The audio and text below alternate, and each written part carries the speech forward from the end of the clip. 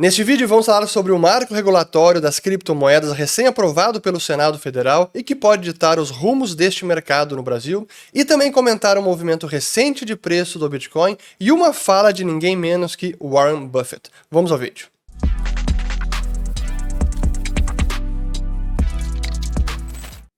Muito bem, todos aqui estão chegando agora aqui no canal. Meu nome é Fernando Urch, aqui a gente fala de economia, mercados e investimentos. Se vocês gostarem do conteúdo, considere se inscrever ativando o sininho aqui embaixo e também compartilhando esse vídeo. O assunto de hoje foi muito pedido por vocês aqui nos comentários para falar deste projeto de lei que foi aprovado pelo Senado e agora precisa ser aprovado pela Câmara também, e que vai ditar as regras que podem alterar o futuro do mercado de criptomoedas no Brasil. Então eu vou falar sobre isso, que é a parte final e mais importante deste vídeo, mas vou deixar para depois. Primeiro eu quero falar do movimento de preço do Bitcoin e, como sempre, eu começo mostrando o gráfico aqui na plataforma da Bitso, que é a nossa parceira aqui no canal e quem eu sempre recomendo para quem quiser comprar, negociar criptoativos com Bitcoin. É muito fácil abrir uma conta, seja aqui pelo desktop ou pelo aplicativo, e o link está na descrição do vídeo. Mas como a gente pode ver aqui, o preço que voltou abaixo de 38 mil dólares, sim, é um patamar importante, e um movimento recente, ele é relativamente negativo e que está seguindo o restante do mercado, e é o que eu quero aproveitar para aprofundar esse ponto, porque também é algo que eu venho comentando bastante, onde a correlação do Bitcoin e demais criptoativos com o mercado de tecnologia ou ativos de risco, especialmente a Nasdaq, tem sido muito positiva nos últimos meses, especialmente em 2022. E quando eu falo correlação positiva, é importante para quem não é desse mercado, isso não significa que é uma correlação bacana, que isso é muito legal, mas sim que ela é positiva no sentido de o mercado de ações sobe, o Bitcoin, Ether e demais sobem também. Ou se o mercado de ações Nasdaq cai, o Bitcoin tende a cair também. Isso é uma correlação positiva. Correlação negativa é o inverso. Nasdaq sobe e o Bitcoin cai. Ou o Bitcoin sobe e Nasdaq cai. Isso é uma correlação negativa. E o que a gente pode analisar ao longo dos últimos 12 meses, aqui colocando o gráfico primeiro do preço do Bitcoin e agora mostrando a correlação, vejam como acima de zero significa positivo, o máximo é 1, portanto a correlação do BTC aqui em 2022 tem sido praticamente sempre positiva e muito próximo de 1 em quase todos os meses, desde finalzinho de dezembro até agora abril. Apenas aqui em fevereiro que foi negativa. Se a gente ampliar aqui essa janela, der um zoom out, a gente consegue ver como, na maior parte do tempo, havia períodos de correlação positiva e outros de correlação negativa.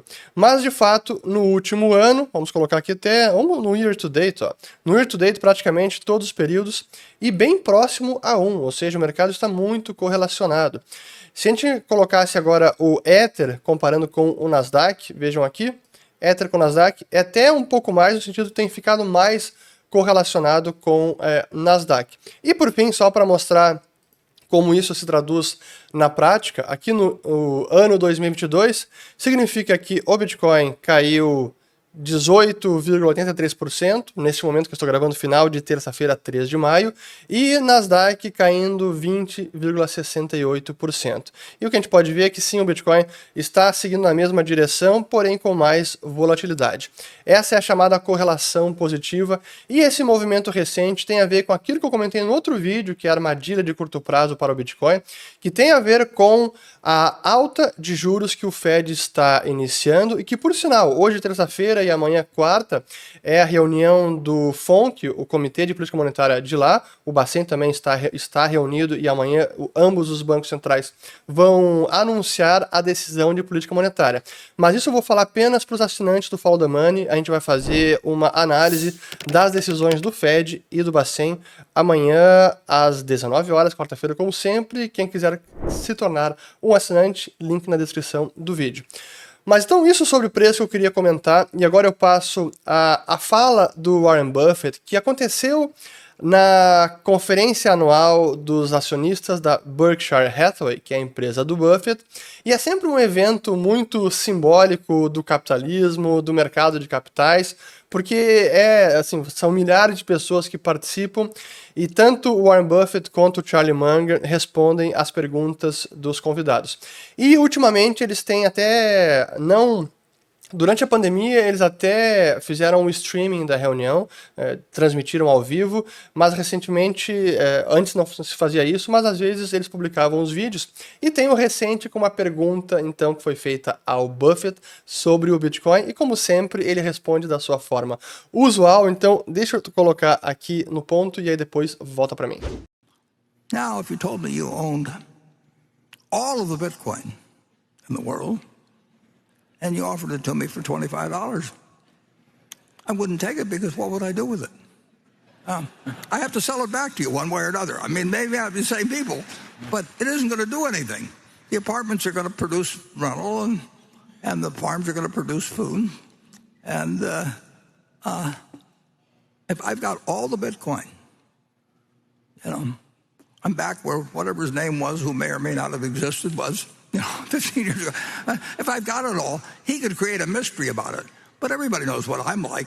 I mean, so if I'm trying to get rid of it, people will say, well, why should I buy some Bitcoin from you? I mean, why don't you call it Buffett coin? Make your own or something. What? Do something. But I'm not going to give you anything for it. And you'd be right, incidentally. But that explains the difference between productive assets and something that depends on the next guy paying you more than the last guy got.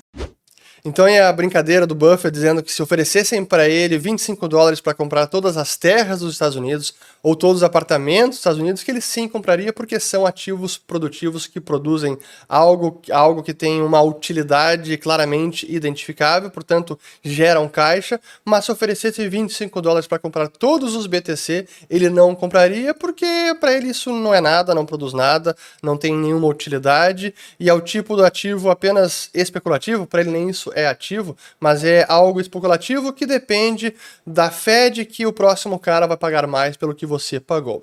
E, na verdade, essa é a visão do Buffett, que deriva daquela visão também de Benjamin Graham, onde ativo, nessa definição de investimento de valor, é aquilo que gera caixa, que tem rendimento. E claro que o Bitcoin não tem nenhum rendimento, assim como ouro, assim como prata, alguma outra commodity. E o Buffett não gosta desse tipo de ativo, quase nunca investe. Na sua história teve um episódio onde ele sim investiu em prata, numa aposta especulativa, vendo oferta e demanda e percebendo algum desequilíbrio e percebendo alguma oportunidade. E a mesma coisa se traduz quando se olha para o Bitcoin. Então, apenas à luz do investimento, se você entende que a oferta está dada e não pode ser alterada, aqueles 21 milhões de BTC, e você entende que a demanda tende a crescer, ou você tem a expectativa de que ela vai seguir crescendo, isso vai se traduzir em aumento de preço. E é por isso que muitas pessoas aí estão investindo. E sim, Bitcoin tem muita utilidade, mas não é sobre isso que eu vou falar agora nesse vídeo. Apenas queria ilustrar mais uma fala engraçada do Buffett sobre o Bitcoin. Mas o ponto principal desse vídeo é o que estão chamando de marco regulatório das criptomoedas, que não é bem um marco regulatório, mas sim é um primeiro passo para tornar o mercado mais regulado, ou pelo menos para remover essa pecha de que não é um mercado regulado. Talvez esse seja realmente o efeito mais positivo deste PL. Eu vou comentar aqui os principais pontos. Aqui a gente tem a notícia, foi no dia 26 de abril, e agora o PL precisa passar para aprovação na Câmara, e se for aprovado, aí a sanção presidencial, e aí segue e está valendo. Agora eu quero dar um passo, antes de falar do PL, um passo anterior, porque também se tem uma falsa noção de que o Bitcoin não é nada regulado, os criptoativos no Brasil é uma espécie de terra de ninguém, vale tudo, e não é bem assim. Já existem várias leis que se aplicam ao mercado e que já estão valendo há muito tempo, a começar com a incidência de imposto sobre ganho de capital, ou para quem compra e vende e recebe na venda dos seus produtos em troca criptomoedas. Tudo isso já há uma orientação da Receita Federal há muito tempo. Desde que eu estudo esse mercado, desde 2013, eu me lembro que a Receita já orientava em como recolher imposto. Então a tributação nesse mercado já não há nenhuma incerteza há bastante tempo. Além disso, tivemos várias orientações da CVM, inclusive autorizando fundos a comprarem ativos virtuais, isso foi ainda em 2018. Também tivemos a instrução normativa da Receita Federal, chamada de IN 1888, que passou em 2018 e que basicamente exige das exchanges, as corretoras domiciliadas no Brasil, uma série de informações e também de pessoas jurídicas e pessoas físicas que negociam bitcoins e ativos virtuais no Brasil. Então não é um mercado que não tem lei nenhuma, já tem muita coisa valendo. Aí, claro, e agora eu avanço para o PL. Esse PL já vinha sendo debatido há bastante tempo. Em 2017, eu até participei de um PL que vinha sendo discutido naquele momento. Foi em julho de 2017. Eu participei da audiência, vou colocar o link aqui em cima para quem quiser assistir o meu discurso e toda a audiência. Então não é uma novidade, mas claro que finalmente ele evoluiu a ponto de ser aprovado agora. Então, quais são os pontos positivos deste PL? O primeiro, como eu disse, é o que remove desta pecha de não ser um mercado regulado. Embora já não o era, muita gente tinha essa percepção. Errônea, mas era o que estava. Então agora o mercado está sendo regulado pelo Estado. Essa percepção é importante. O PL também altera o Código Penal para incluir fraudes com ativos virtuais, e isso é claramente bem-vindo, já que esse mercado tem sido impregnado com golpes e pirâmides financeiras de toda sorte. Esse é um ponto positivo. E a parte principal é que estipula que o Poder Executivo deve indicar o órgão que será responsável por autorizar e supervisionar o funcionamento das empresas que lidam com esse mercado e também definir quais os ativos virtuais que estarão sob essas regulações. E todos os serviços que são providos pelas empresas estão definidos neste PL. Vou colocar o link aqui embaixo para quem quiser ler o teor na íntegra de tudo que está lá estipulado. Então essa é a parte positiva e remove então esta pecha de que não há regulação e agora passa a ser uma espécie de marco regulatório do setor. A parte negativa é que ainda permanece duas incertezas muito importantes. A primeira incerteza é que não há um prazo máximo para que o executivo estipule qual órgão vai ser o incumbido da tarefa. Vai ser o Banco Central? Mas até quando o executivo vai definir isso? Não se sabe, então está em aberto. É ruim que não tenha uma data final para isso. E depois de definido, digamos que o executivo defina assim, vai ser o Banco Central o regulador. Aí tem a incerteza seguinte, que é quais regras o Bacen, porventura, se for ele, vai definir para supervisionar esse mercado. Quais regras serão criadas para autorizar as empresas de operarem com ativos virtuais? Não sabemos. E essa é a principal das incertezas, porque não tem como saber de que forma o Banco Central vai enxergar esse mercado neste ano ou no ano que vem. Então, isso deixa o mercado, embora regulado, não sabemos as regulações de fato. Tem o PL para ser aprovado pela Câmara, depois sancionado, e caso tudo isso seja aprovado, mas realmente, quais serão as regras? O que vai mudar para as empresas, as exchanges e demais provedores de serviços desse mercado? Como elas terão que se adequar às novas regras? Não sabemos ainda. Sim, isso o PL também estabelece que, depois de definidas as regras, as empresas já existentes que estão operando terão 6 meses de adaptação ao que for estipulado pelo órgão regulador.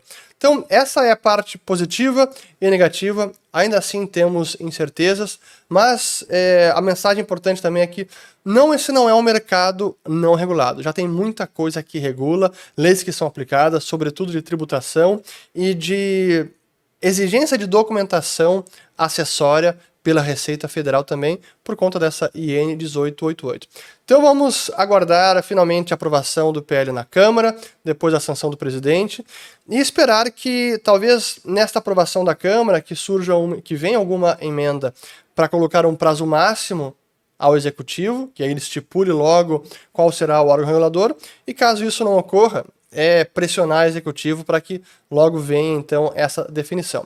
Fico por aqui, espero que tenham gostado. Comentem aqui abaixo também o que vocês acharam deste PL. Será que vai impactar demais o rumo dos mercados ou não? Como sempre, essa é uma questão ainda em aberto, porque dependendo das restrições impostas pelo órgão regulador, a ser indicado pelo Executivo, isso pode favorecer o crescimento do mercado ou impedir o desenvolvimento deste mercado no Brasil. Agora sim, fico por aqui, até o próximo vídeo. Muito bem, e não deixem de acompanhar amanhã o Follow the Money para avaliar a decisão do Fed e do Copom, que é bem importante sim, pode chacoalhar aí os mercados nas próximas semanas. Valeu!